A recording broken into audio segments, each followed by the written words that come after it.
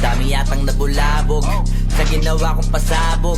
May mga gustong makisalo, meron din namang gusto lang makisalok. Mga buraot na gusto din makihakot, di naman ako madamot. O sige, eto regalo ko, pagdamutan nyo na kasi hindi ko binalot. Yung gusto nyo ibadibag, eh kaya din kayo ibalibag. Usapang kalye rap, baka muna ko mga pariwag. Matagal ko na tong habitat, mula murang edad. Pag sumusulat hindi kalidad, walang gawa to nakakahikap. May sarili tong imahe brad, hindi to copycat. Kaya asahan mo na mabigat, walang sisihan ha. Yung pinakita ko maganda, tapos yung ibabalik ko lang palantalam na lampa. Pakinabangan sa mga kanta-banta, kasi puro ambatap na. Masakit kasi sa tengan, offbeat, kasi patibit kinakarera.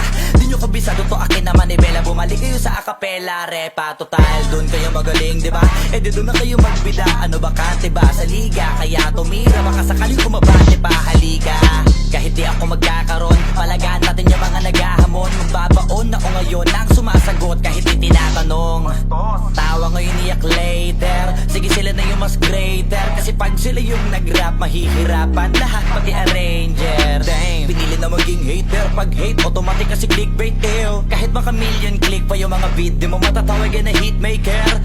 Matabang nyo na tugtugin, pasok tumaikinig ibignutin. Tas yung sinasabi nyo na uhugin, pumatok na kasi shooter. Kayo mga super loser, kasi kahit na anong gawin nyo sa akin ay kapuspuser. Hanggang sa net lang aabot, mga dakdak mo kasi di ka 6-footer.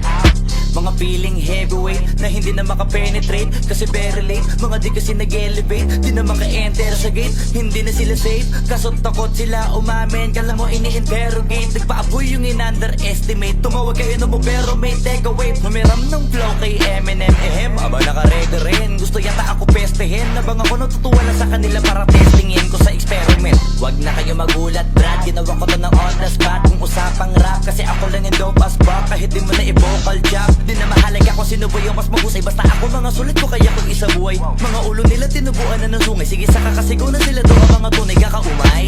Palibasan din nagkakahuli mga buhay, kaya iba na lang ang hinahalukay. Kung hindi ko ini-spill ikaanin na utos, eh di sana di ko na sila binuhay. Bang!